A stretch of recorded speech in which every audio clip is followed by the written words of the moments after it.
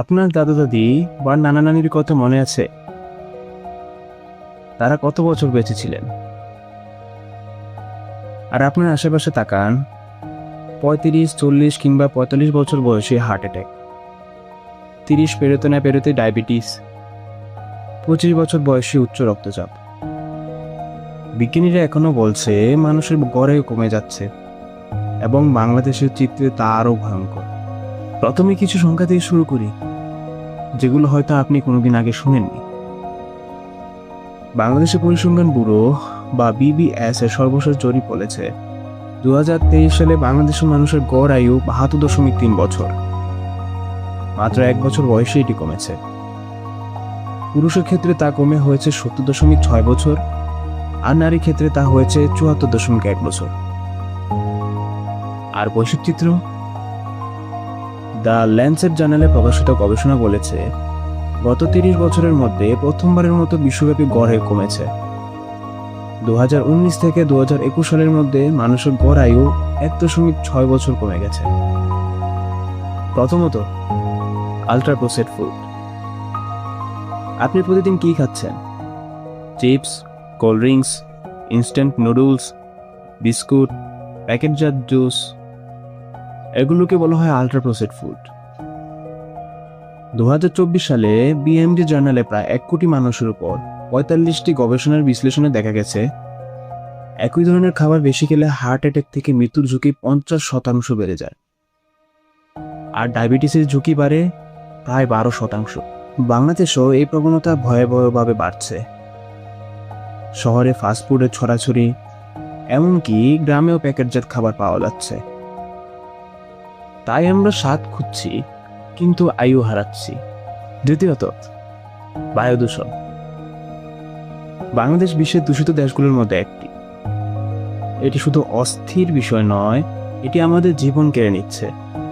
2025 সালে প্রকাশিত air quality life index report বলছে শুধুমাত্র বায়ু দূষণের কারণে বাংলাদেশে একজন মানুষের গড় আয়ু 5.5 বছর কমে যাচ্ছে।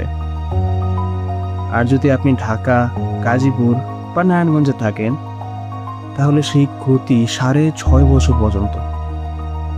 প্রতিদিন শ্বাস নেওয়ার সাথে সাথে ক্ষুদ্র কণা আপনার ফুসফুসে, কিডনিতে, হৃদয়ে জমা হচ্ছে। এই কণাগুলোর নাম PM2.5, যা দীর্ঘমেয়াদী ক্যান্সার, হার্ট অ্যাটাক বা স্ট্রোকের কারণ হয়। দ্বিতীয়ত, হৃদরোগ বা ডায়াবেটিস মহামারী। বাংলাদেশের মৃত্যুর প্রধান কারণ এখন হৃদরোগ, দ্বিতীয় কারণ হলো স্ট্রোক।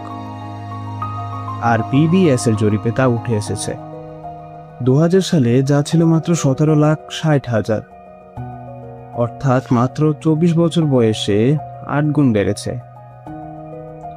আরেকটি গবেষণায় দেখা গেছে বাংলাদেশিরা এখন আগের তুলনায় অনেক কম বয়সে এই রোগগুলোতে আক্রান্ত হচ্ছেন, যা কোনো জিনের সমস্যা নয়, এটি মূলত আমাদের জীবনযাত্রার ফল। বিএমজে এর গবেষণা বলছে আল্ট্রা প্রসেসড ফুড খাওয়ার সাথে মানসিক রোগের সম্পর্ক রয়েছে।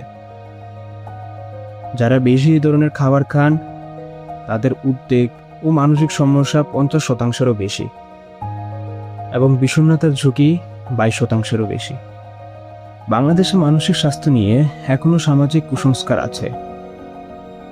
মানুষ সাহায্য চায় না, চাপ জমাতে থাকে এবং শরীরের উপর তা প্রভাব পড়ে নীরবে। সর্বশেষ, স্বাস্থ্যসেবা অসমতা ও দারিদ্রতা। বাংলাদেশে অনেক মানুষ আছে এখনো সময়মতো ডাক্তার দেখাতে পারেন না। গ্রামীণ এলাকায় বিশেষজ্ঞ চিকিৎসক নেই, রোগ ধরা পড়ে অনেক দেরিতে। হার্ভার্ড হেলথ এর গবেষণায় দেখা গেছে যাদের আয়ু সবচেয়ে কম, তারা সাধারণত সবচেয়ে বেশি দারিদ্র পীড়িত, খাদ্য নিরাপত্তাহীন এবং স্বাস্থ্যসেবা থেকে বঞ্চিত। এই বৈষম্য বাংলাদেশে স্পষ্ট। ধনী মানুষ ভালো চিকিৎসা পায়, কিন্তু গরিব মানুষ তা পায় না। ফলে একই রোগে অনেকজন মারা যাচ্ছে আর একজন বেঁচে যাচ্ছে। বিজ্ঞানীরা বলেছেন আমাদের আয়ু বাড়াতে বড় কোনো আবিষ্কারের দরকার নেই। কিছু অভ্যাস আমাদের এই অকাল মৃত্যু ঠেকাতে পারে। যেমন, আমাদের প্যাকেটজাত ও প্রসেসড খাবার খাওয়া কমাতে হবে। প্রতিদিন কমপক্ষে 30 মিনিট হাঁটা ও শরীরচর্চা করতে হবে। এমনকি আমাদের ঘুম ঠিক রাখতে হবে। আমাদের চেষ্টা করতে হবে যেন আমরা রাত 11টার মধ্যে ঘুমিয়ে পড়ি।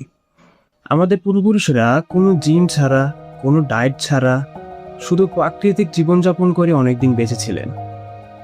আর আমরা প্রযুক্তি সেরা যুগে বাস করেও নিজেদের অভ্যাসের কারণে আয়ু হারাচ্ছি। মৃত্যু একদিন সবারই আসবে, কিন্তু অসুস্থতায়, যন্ত্রণায় মৃত্যুবরণ করা আর সুস্থ জীবনযাপন করে মৃত্যুবরণ করা, এই দুটির মধ্যে অনেক পার্থক্য রয়েছে। আপনি কি আজ থেকে ছোট্ট পরিবর্তনটা আনতে পারেন? ভিডিওটি ভালো লাগলে শেয়ার করবেন, কারণ এই তথ্যটা আপনার প্রিয়জনের কাজে লাগতে পারে। ধন্যবাদ। Stay with অদরা।